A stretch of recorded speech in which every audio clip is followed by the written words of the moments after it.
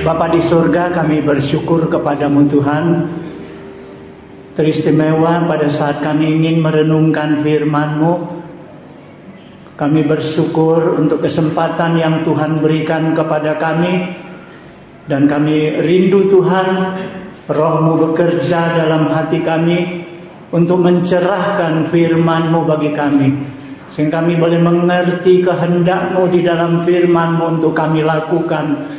Biarlah Engkau sertai kami semua, berkati kami semua yang hadir pada malam hari ini.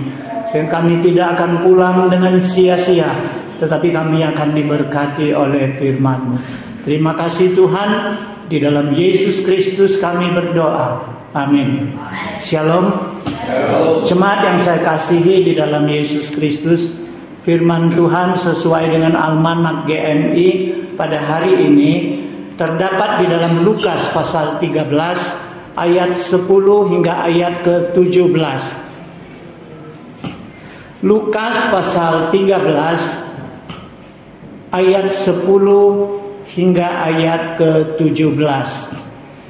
Bila sudah mendapatkan, kita baca dengan cara kita baca bersama-sama, ya, supaya kita mengikuti peristiwa yang apa yang kita baca, supaya kita perhatikan kejadiannya. Kemudian nanti kita ada tambahan 2 ayat, yaitu di dalam Matius pasal 12 ayat 7 dan 8. Kita membaca. Pada suatu kali Yesus sedang mengajar dalam salah satu rumah ibadat pada hari Sabat. Di situ ada seorang perempuan yang telah 18 tahun dirasuk roh, sehingga ia sakit sampai bungkuk punggungnya dan tidak dapat berdiri lagi dengan tegak. Ketika Yesus melihat perempuan itu, ia memanggil dia dan berkata kepadanya, "Hai ibu, penyakitmu telah sembuh." Lalu ia meletakkan tangannya atas perempuan itu, dan seketika itu juga berdirilah perempuan itu dan memuliakan Allah. Tetapi kepala rumah ibadat gusar karena Yesus menyembuhkan orang pada hari Sabat. Lalu ia berkata kepada orang banyak, "Ada 6 hari untuk bekerja. Karena itu datanglah pada salah satu hari untuk disembuhkan, dan jangan pada hari Sabat." Tetapi Tuhan menjawab dia, katanya, "Hai orang-orang munafik, bukankah setiap orang di antaramu melepaskan lembunya atau keledainya pada hari Sabat dari kandangnya dan membawanya ke tempat minuman? Bukankah perempuan ini yang sudah 18 tahun diikat oleh iblis harus dilepaskan dari ikatannya itu, karena ia adalah keturunan Abraham?" Dan waktu ia berkata demikian, semua lawannya merasa malu, dan semua orang banyak bersuka cita karena segala perkara mulia yang telah dilakukannya. Kita membaca di dalam Matius pasal 12 ayat ke-7 dan ke-8. Matius pasal 12 ayat 7 dan 8. Kita baca bersama. "Jika memang kamu mengerti maksud firman ini, yang kukehendaki ialah belas kasihan dan bukan persembahan, tentu kamu tidak menghukum orang yang tidak bersalah. Karena Anak Manusia adalah Tuhan atas hari Sabat." Jemaat yang saya kasihi di dalam Yesus Kristus, perikop hari ini yang kita baca adalah mengisahkan bagaimana Yesus pada hari Sabat berada di salah satu rumah ibadat. Dan pada saat itu Yesus sedang mengajar banyak orang. Nah, saudara sekalian, kebiasaan Yesus berada di hari Sabat di rumah ibadat bukan hanya ditulis oleh Lukas, tetapi keempat Injil semua menulis Yesus suka dan hadir di dalam rumah ibadat pada hari Sabat. Lukas bahkan menulis di dalam pasal 4 ayat 16, kata Lukas demikian, menurut kebiasaannya pada hari Sabat Yesus masuk ke rumah ibadat. Nah saudara sekalian, masuk ke rumah ibadat, beribadah kepada Tuhan adalah kebiasaan daripada Yesus. Nah saudara sekalian, ketika kita punya renungan, kita tahu bahwa Tuhan yang merupakan Tuhan dari hari Sabat itu memberikan teladan kepada kita bagaimana Tuhan sendiri punya kebiasaan. Yesus sendiri punya kebiasaan hadir dan beribadah di rumah ibadat pada hari Sabat. Lalu bagaimana dengan kita yang mengaku pengikut Kristus?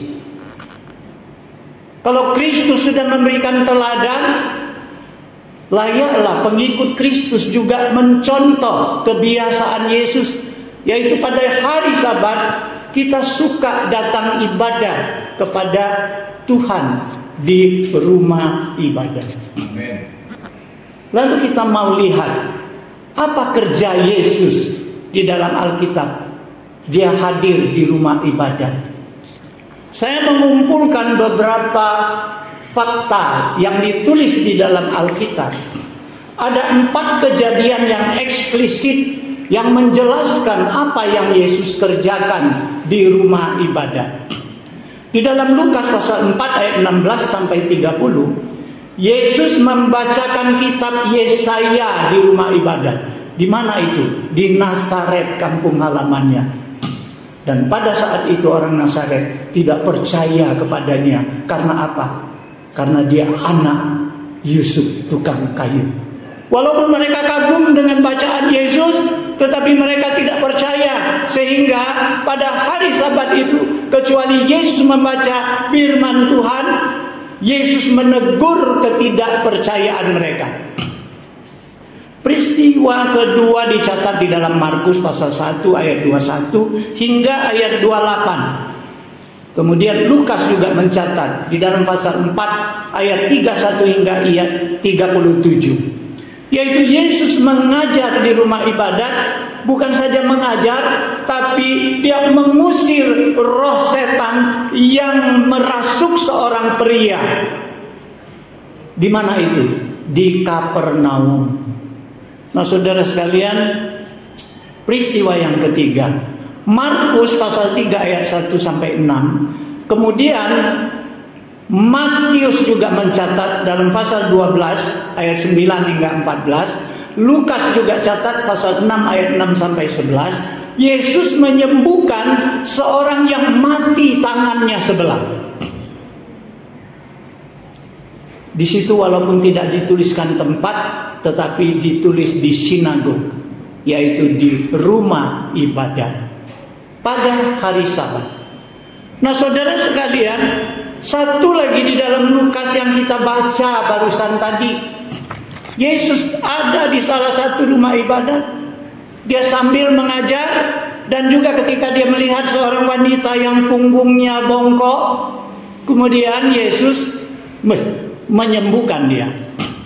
Nah saudara sekalian, mengapa Yesus seolah-olah sengaja melanggar hukum Sabat bagi orang Yahudi yang begitu fanatik dengan hari Sabat? Saudara sekalian, hari Sabat bagi orang Yahudi ini bukan sekedar menguduskan, tapi banyak sekali larangan yang tidak boleh dikerjakan pada hari Sabat.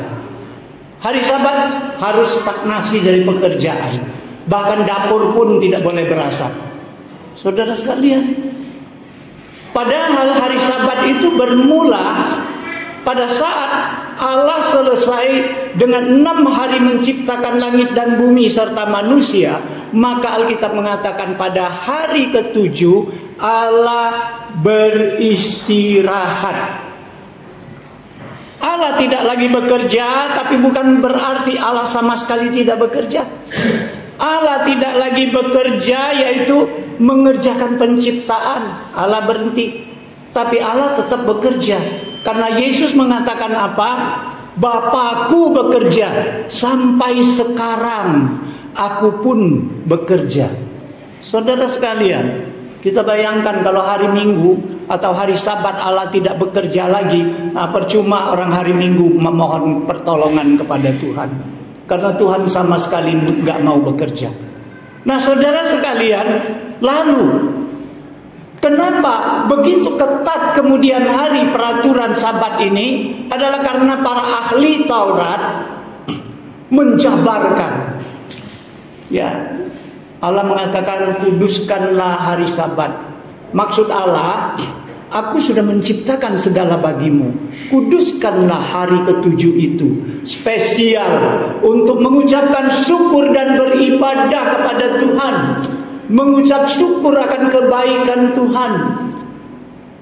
Tetapi oleh ahli Taurat dijabarkanlah, tidak boleh bekerja ini dan itu. Puluhan bahkan ratusan larangan pada hari Sabat. Nah saudara sekalian, Yesus melakukan sengaja pada hari Sabat, berulang-ulang lakukan, menyembuhkan orang lain pada hari Sabat, seolah-olah Yesus sengaja. Memang sengaja. Yesus sengaja ingin mendobrak tradisi yang kaku daripada orang-orang Yahudi, dari orang-orang Farisi dan ahli Taurat yang menganggap hari Sabat itu sama sekali tidak boleh bekerja. Yesus mendobrak, Yesus memberikan contoh. Dia hadir di rumah ibadat, memberikan warna yang baru, memberikan suatu suasana yang baru, yang hidup, mendobrak semua aturan yang kaku dan mati itu. Nah saudara sekalian, Yesus seolah mengatakan hari Sabat bukannya apa yang tidak boleh dilakukan pada hari Sabat. Itu hukum negatif daripada hari Sabat. Yesus rubah hukum negatif itu menjadi hukum positif. Yesus mau mengatakan apa yang harus kita kerjakan pada hari Sabat. Bukan apa yang tidak boleh dikerjakan, apa yang harus dikerjakan. Kita harus cari apa yang harus aku kerjakan kalau hari Sabat itu tiba. Saudara sekalian, yang pertama, kuduskan. Beribadah kepada Tuhan, mengucapkan syukur. Kedua, Yesus sudah menceritakan dia berbuat kebaikan atas dasar apa? Atas dasar hati nuraninya tergerak oleh belas kasihan. Nah saudara sekalian, acap kali Yesus di dalam pelayanannya, Yesus sudah capek mau istirahat. Yesus ajak murid-murid untuk pergi menyepi di suatu tempat untuk beristirahat. Tetapi ketika orang tahu Yesus mau ke sana, mereka sudah cari jalan pintas. Mereka mencegat Yesus. Ketika Yesus melihat orang banyak orang yang sakit yang butuh kesembuhan, banyak orang butuh pertolongannya, banyak orang mau mendengar pengajarannya, maka Alkitab mengatakan apa? Hati Yesus tergerak oleh belas kasihan, maka Yesus melayani mereka. Saudara sekalian, Yesus mau mengatakan apa? Belas kasihan lebih besar daripada segala aturan yang kaku. Belas kasihan itu lebih penting bagi Allah daripada hukum Taurat, hukum Sabat yang kaku itu. Nah saudara sekalian, kita tahu Yesus memberikan contoh orang Samaria yang murah hati. Kenapa Yesus memuji orang Samaria?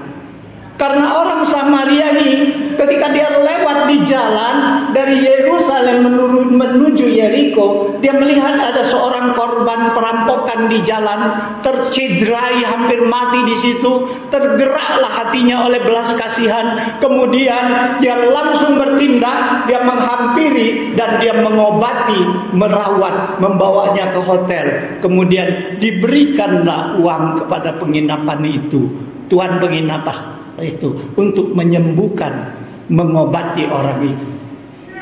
Nah saudara sekalian, Kenapa orang Yesus mengangkat seorang imam dan orang Lewi yang lewat, yang sama-sama melihat, tetapi mereka tidak berbuat apa-apa? Dengan alasan apa? Sudah pasti alasan utamanya apa? Oh, kami ada tugas di bait suci. Kami tidak bisa habiskan waktu di jalan. Baik orang Lewi maupun imam, pasti alasan utamanya adalah tugas keagamaan yang tidak boleh ditinggalkan. Sehingga untuk belas kasihan nanti dulu, tugas keagamaan lebih penting. Jadi Yesus bukan saja sebenarnya memuji orang Samaria, sebenarnya Yesus mengkritik para imam, para rohaniawan orang Lewi itu, karena mereka tergerak belas kasihannya, tapi mereka tidak tindak lanjuti. Nah, saudara sekalian, Paulus mengatakan apa? Di dalam pasal 1 Tesalonika pasal 5 ayat 19, jangan padamkan roh. Kalau di bahasa Mandarin lebih ekstrim. Puyau xiaomie senling dekantung. Artinya, jangan basmi gerakan Roh Kudus. Saudara sekalian, belas kasihan dalam hati kita itu digerakkan oleh Roh Tuhan. Dan itu jangan dipadamkan, kata Paulus.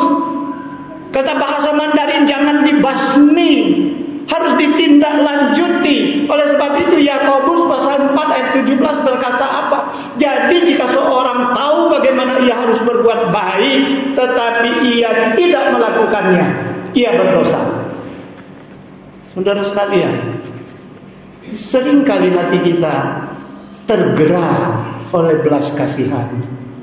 Apakah kita tindak lanjuti gerakan itu, atau kita tunda besok, lusa, akhirnya tidak jadi? Ya, Yesus mau ajarkan, begitu hatimu tergerak belas kasihan itu, tindak lanjuti, karena belas kasihan di atas segala peraturan, di atas segala peraturan keagamaan.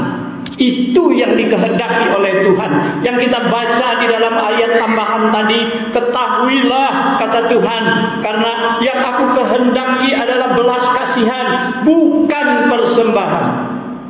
Karena aku datang bukan untuk memanggil orang benar, tetapi orang berdosa. Nah, saudara sekalian, lalu kita sekarang masuk kepada perempuan yang bungkuk. Saudara sekalian, kita lihat apa yang bisa kita pelajari dari perempuan yang bungkuk, yang sudah dirasuk oleh roh jahat, roh iblis, sudah 18 tahun membuat dia terbungkuk-bungkuk.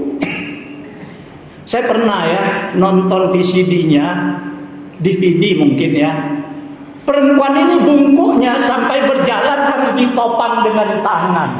Jadi persis kayak hewan berjalan. Saudara sekalian, 18 tahun, tapi perempuan ini setia datang rumah ibadah. Saudara sekalian, dia aneh sebenarnya. Kalau kita mungkin kita malu tampil di depan umum, tetapi perempuan ini 18 tahun dia tetap setia datang ke rumah ibadah, walaupun di dalamnya ada roh iblis di situ mengganggu dia, walaupun dia tidak bisa berdiri tegak lagi, walaupun dia tidak bisa mengangkat kepalanya memandang Tuhan, memandang sekitarnya, tetap dia setia datang kepada Tuhan. Lalu bagaimana dengan kita, orang yang sehat, yang bisa berjalan tegak lurus, bahkan bisa berlari? Bagaimana kesetiaan kita di dalam ibadah kepada Tuhan? Nah, saudara sekalian, dapatkah perempuan ini menyembah Tuhan dengan benar? Pasti tidak dapat. Karena apa? Satu, ada roh iblis di dalam hatinya, membuat dia bungkuk, dia tidak bisa melihat ke atas kepada Tuhan. Seperti layaknya orang Yahudi sembahyang, mereka menyembah Tuhan. Ya, di bait Allah dulu orang menyembah Tuhan persis kayak tetangga kita. Mereka mata memandang ke atas, mereka mengangkat tangannya berdoa. Saudara sekalian, perempuan ini nggak bisa lagi angkat kepalanya. Dia nggak bisa. Dia nggak bisa lagi dia mau melihat sekitarnya, sesamanya. Saudara sekalian, dia tidak bisa dengan benar menyembah Tuhan. Akibatnya apa? Akibat pekerjaan iblis. Saudara sekalian, seringkali ada orang datang kepada ibadah, datang ke gereja,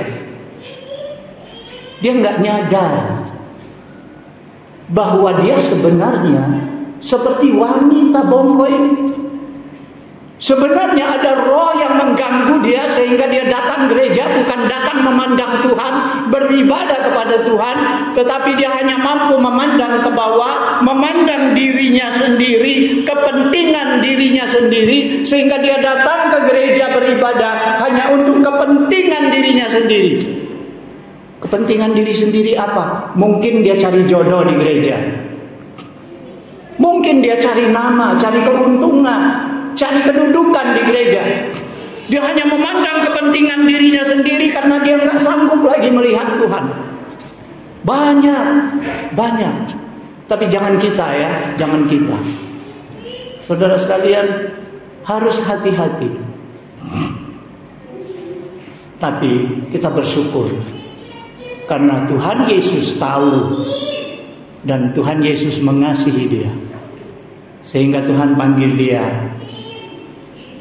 Kemudian Tuhan katakan, Yesus katakan apa? Penyakitmu sudah sembuh. Kemudian Yesus jamah dia.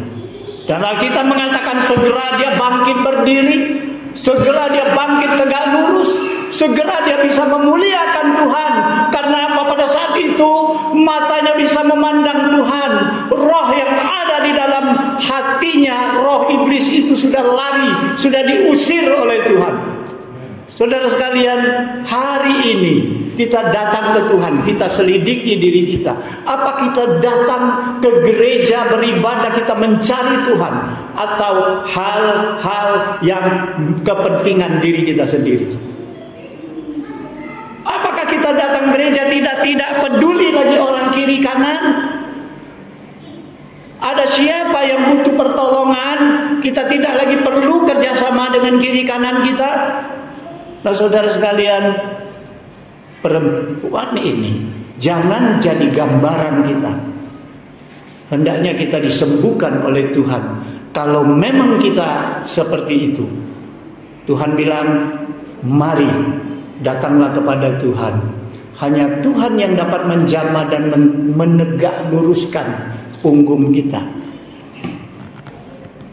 Saudara sekalian, kemudian kita melihat kepala rumah ibadat.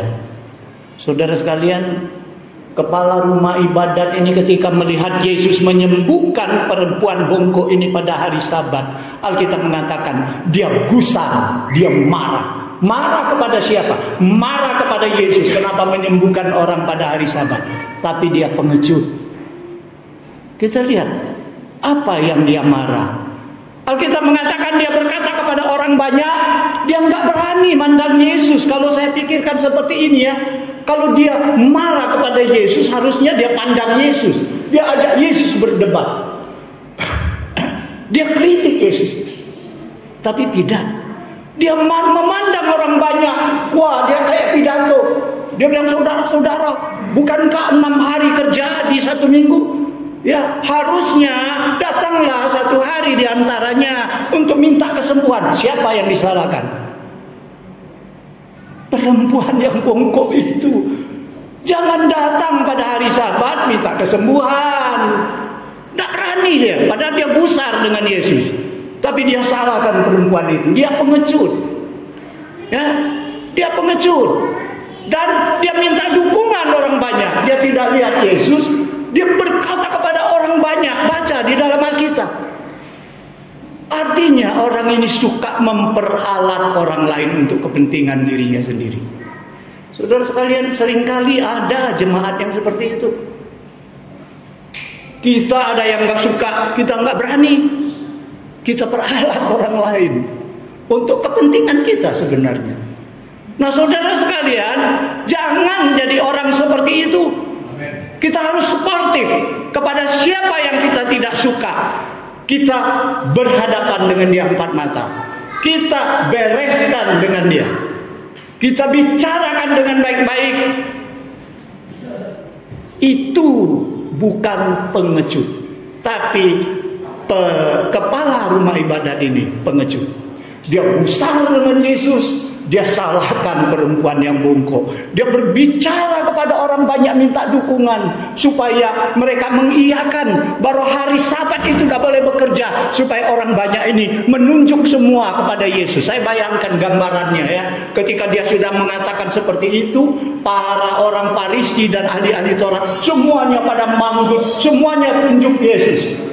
Saya dapat gambaran, saya bayangkan seperti itu mungkin gambarannya. Nah, saudara sekalian, lalu Yesus mengkritik, mengkanter apa yang dia salahkan. Yesus bilang, hai kamu orang-orang munafik. Karena banyak orang menyalahkan dia tadi, Yesus katakan bukan kepada kau, kepala rumah ibadat, tapi hai kamu orang-orang munafik, kepada semua. Munafiknya di mana? Pada hari Sabat, bukankah kamu boleh melepaskan lembu dan keledaimu dan bawa ke tempat minuman? Saudara sekalian, kenapa boleh?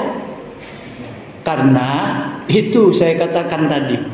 Karena dia itu sudah bungkuk. Kalau orang bungkuk nggak bisa lihat ke atas, dia hanya bisa lihat dirinya sendiri. Jawabannya pasti karena keledai dan lembu itu punyaku, punya kami, makanya kami boleh lepaskan. Jadi kalau punya kami, kepentingan kami, hukum itu tidak berlaku bagi kami.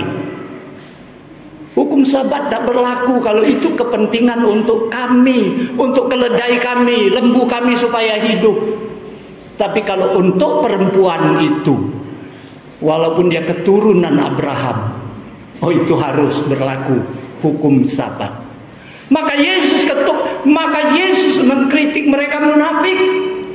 Untuk kepentinganmu itu boleh, tetapi keturunan Abraham yang adalah bangsa pilihan Allah, adalah anak-anak Allah sendiri, kamu bedakan. Di mana belas kasihan kamu? Yesus bandingkan yang mana yang lebih penting, manusia ciptaan Allah atau hewan ciptaan Allah. Saudara sekalian, di sini Yesus menegaskan, seolah-olah Yesus menyadarkan kepala rumah ibadat ini, sebenarnya engkau sudah dirasuk oleh roh jahat. Engkau sudah terbungkuk-bungkuk seperti perempuan bungkuk ini. Yang kau bisa lihat hanya kepentingan dirimu. Engkau tidak bisa lagi melihat kepentingan Allah, bahwa Allah mengutamakan belas kasihan. Engkau juga tidak mampu lagi melihat kiri kanan sesamamu, sehingga engkau hanya mementingkan kepentinganmu sendiri. Nah, saudara sekalian, hari ini bagi perenungan bagi kita, apakah kita seperti perempuan yang bungkuk ini? Kita diikat oleh iblis melalui peraturan-peraturan dan ritual keagamaan yang membuat kita terbungkuk-bungkuk, sehingga kita tidak mampu lagi melihat ke atas kepada Allah dan kepada kehendaknya dan kepada sesama kita yang ada di sekitar kita. Membuat mata kita hanya mementingkan diri kita sendiri, hanya memandang kepentingan kita sendiri. Kita tidak lagi peduli dengan kepentingan orang lain. Kalau itu yang terjadi saat ini, kita harus datang kepada Tuhan. Kita mohon Tuhan menjamah kita, agar punggung kita bisa ditegakkan kembali. Saudara sekalian, biasa kalau saya siapkan khotbah, tema itu di belakang, ya. Karena kalau saya buat tema di depan, pasti itu roba-roba terus nanti. Percuma. Nanti sampai tengah, tema ini tidak cocok, roba lagi. Nanti udah sampai akhir, tidak cocok, roba lagi. Jadi daripada capek-capek, saya nggak siapkan tema. Saya siapkan dulu firman Tuhan. Nanti mau kesimpulan, baru saya pikir tema apa yang cocok. Tema apa saudara sekalian? Menegakkan punggung yang bongkok. Punggung siapa? Punggung kita. Tanpa kita sadari, kita seperti perempuan itu, kita bisa bongkok. Kita bisa hanya memandang kepentingan diri kita sendiri. Kita tidak mampu memandang Tuhan dan sesama. Kita perlu menegakkan punggung yang bongkok. Siapa yang mampu menegakkan kita? Tuhan Yesus. Datang kepada Tuhan, biar Dia jamah kita. Biar kita mohon kekuatan daripada Tuhan. Agar kita seperti perempuan itu, ketika dijamah, kita langsung berdiri tegak, kita langsung memuliakan Tuhan. Saudara sekalian, kita tidak bisa meninggalkan makna utama firman Tuhan hari ini. Hidup orang yang beriman tidak diukur seberapa ketat kita berpegang pada aturan agama yang kaku, melainkan sejauh mana belas kasihan Tuhan itu kita nyatakan di dalam kehidupan kita. Itulah kesimpulan firman Tuhan hari ini. Mari kita berdoa. Bapa di surga, kami bersyukur kepadamu akan firman-Mu yang sudah Engkau sampaikan kepada kami. Kami mohon Tuhan firman-Mu ini bermanfaat, merubah kami, baik kami yang menyampaikan maupun kami yang mendengar. Agar firman-Mu tidak lenyap sia-sia begitu saja, tetapi biarlah firman-Mu itu menggugah hati kami, agar kami menyadari kebungkukan kami selalu kami alami di dalam Tuhan. Biarlah kami mohon Tuhan, Engkau belas kasihan-Mu menjamah kami dan menegak luruskan punggung kami, sehingga kami mampu bukan saja beribadah kepadamu, kami mampu memandang Tuhan, kami mampu berbuat kebaikan kepada sesama, kami mampu menerapkan belas kasihan Tuhan. Terima kasih Tuhan. Di dalam Yesus Kristus kami berdoa. Amin.